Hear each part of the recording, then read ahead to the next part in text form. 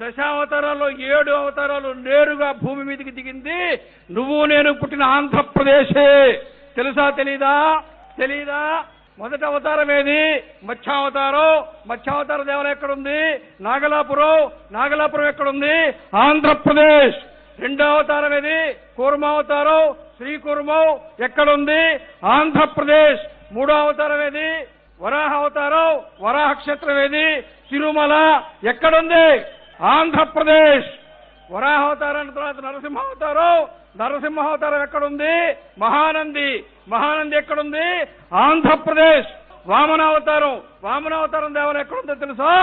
పరుచూరు మండలంలో ప్రకాశం జిల్లాలో చెరుకూరు గ్రామంలో త్రివిక్రమ వామన స్వామివారి దేవాలయం ప్రకాశం జిల్లాలో ఉంది.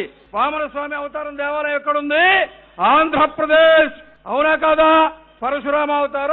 పరశురామావతారం దేవాలయము పరశురాముడు మహేంద్ర పర్వతం మీద ఉంటాడు. మహేంద్ర పర్వతం శ్రీకాకుళం ఒరిస్సా సరిహద్దులో ఉంది. శ్రీకాకుళం జిల్లాలో ఉండే మహేంద్ర తనయ పర్వతం మీదే పరశురాముడు ఉంటాడు. కాబట్టి పరశురామావతారం ఎక్కడుంది? ఆంధ్రప్రదేశ్.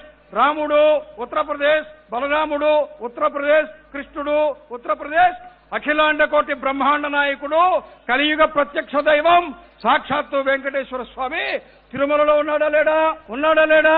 తిరుమల ఎక్కడుంది? ఆంధ్రప్రదేశ్. అవునా కాదా? 7